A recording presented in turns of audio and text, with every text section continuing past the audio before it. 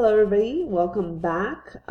In this video we're going to continue the conversation about how to graph standard form quadratic functions and how to identify their different key features. So I do want to point out that in the previous video we took our standard form equation where I'm using a TI Nspire. So I showed you guys how to take this and create a table of values for you to be able to graph them using exact points. So with that being said, we are actually going to talk about the different features. So in that previous video, we did talk about all the different vocabulary words and the different parts of the graph that we're going to identify. So up here, we're going to identify the vertex, the axis of symmetry, whether it has a minimum and maximum, and what that value is. We're going to look to see if it does have any x-intercepts. We're going to list the domain and the range. Okay, so with that being said, here is our graph. Notice that this parabola opens up, and I kind of already know it's going to open up because if your a value, the number attached to the x squared, is positive, it automatically makes this graph open up. If this number is ever negative, then that lets me know that the graph is going to open in a downward direction. So when I graph this out, one of the first things that I'm going to do is identify the vertex. The vertex is going to give us all the information that we need for the rest of the parts. Now I'm using two different color highlighters, and so what I'm going to do is anytime I graph a quadratic function, and I identify the vertex, which is the point, it's a point in x and y value, I am going to draw a vertical line through it from the top of my graph all the way to the bottom of my graph. And then we'll label that and then talk about what that represents in a minute.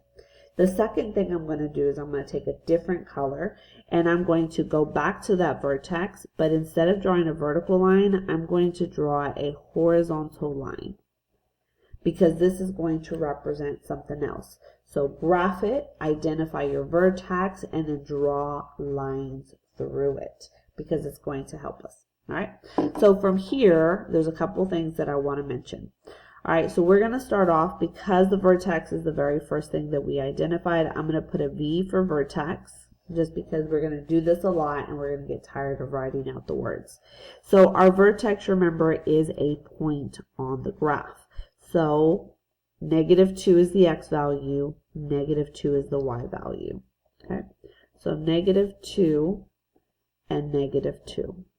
Now I'll put a little x and y here because you're going to find that we're going to recycle our numbers, and it's not by coincidence, it's because the vertex is going to be the numbers that we use for a lot of the stuff that we're identifying. So now that we have our vertex, the next thing I'm going to ask you to do is I'm going to put AOS. The AOS stands for the axis of symmetry. So we know that the word symmetry means that we're going to divide something into equal parts. Well, notice that when I drew this vertical line down the middle of my parabola, it created two equal parts. This side is equal to this side. Okay. And so this is our axis of symmetry. So over here on the side, I'm just going to put axis of symmetry so you know where that is. Now, because this is a vertical line, I do want to remind you about VUX, because the V in VUX stands for vertical. So that means the equation of one vertical line is going to be x equals where it crosses the x-axis. And you can see that as you draw that vertical line, we can see that it crosses at -2. And so the axis of symmetry is x is equal to -2. All right, the next thing we're going to talk about is the minimum or maximum. Now, a parabola only has one or the other. It doesn't have both. And I think that's a common misconception when we're first learning about this, is we want to find the highest point and the lowest point on the graph and say this is the minimum, this is the maximum. But that's not true. Your parabola only has one, because notice that I drew these arrows. This goes up indefinitely. It doesn't stop. It keeps on going up in a positive direction. And then these keep on going to the left as it's growing. So this one right here continues to go up, but this one goes to the left as this one is growing. So that will come back. We'll come back to that part. But because this keeps on going up, we do not have a maximum value, but we do have a minimum. We do have a low point where your graph stops or starts. Okay. So from here, when I drew that horizontal line, it's to let us know that the -2 is our minimum value. So when you write this out, you do have to be very intentional, whether it's a min or a max. Remember, you can't have both. And because we're drawing a horizontal line, I want to remind you of what we talked about when we mentioned HOI. The H in HOI stands for horizontal line. Here's your horizontal line. I'm going to label it as our min. And so I'm going to remind you that the equation of a horizontal line is y equals wherever it crosses the y-axis. So in this case, -2. Now, even though it doesn't seem very important, especially because right here, these happen to both be the same number, notice that this number will always match the x value of your vertex. This number will always match the y value of your vertex. And that's not by coincidence. That happens every single time. All right, a couple more things that we're going to mention. We do, if you look at this graph, you can see that this graph actually crosses the x-axis in 2 different places. But we're just going to identify that they crosses in 2 different places, but we're not actually going to identify that today, okay? But the second thing we're going to do, and the last 2 things that we're going to do is identify the domain and the range. So I'm going to add D for domain and put a little X just to remind you that this is our X values. So I'm going to go back to the arrows that we drew up here.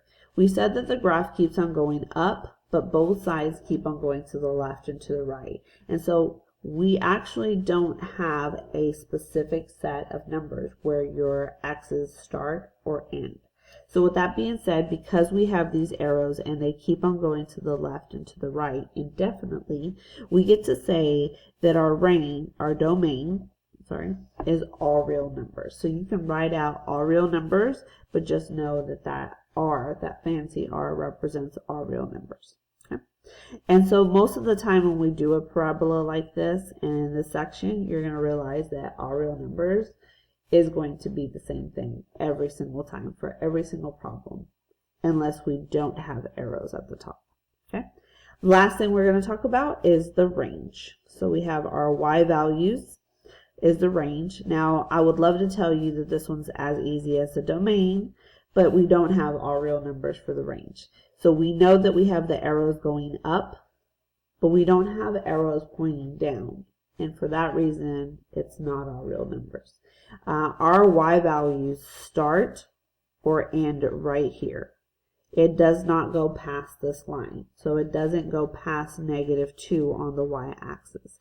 So for that reason, we're going to say that all the y values are greater than -2. Because notice that this graph is sitting on top of, and all the numbers on top of that line are greater than -2. So we're going to say greater than, equal to, -2. And the only reason I'm using the equal to is because we actually have a point sitting on that line. If it was hovering above it and doesn't come down low enough to touch the line, then we would just say greater than. But it's greater than, equal to, because that point is on the horizontal line. And that is it. So the only thing I'm going to do before I stop is I'm going to color code, just because I want you to see the connections. All the numbers that we used when we were identifying these key pieces have been the same numbers that we found on the vertex. So I'm going to highlight my -2, which is my x value. And I'm going to remind you that our axis of symmetry matches that number. Okay. And then I'm going to do the same thing. I'm going to take my horizontal line that I drew. And remember, we drew it through -2, which is our y value. And so 2 things are actually connected. Our minimum or maximum, it doesn't matter which one of the 2 it is, it's always going to be your y value. But your range is also very connected to that y value. So anything that has to do with the y-axis will be connected to that number as your y value. Okay, and that is pretty much it. That is not just graphing, but that's also identifying the most important things of this graph. So I'm actually going to pause right here. I know we have several examples on the back. We'll go through those quickly in another video. I hope that this has helped, and I'll see you in the next video.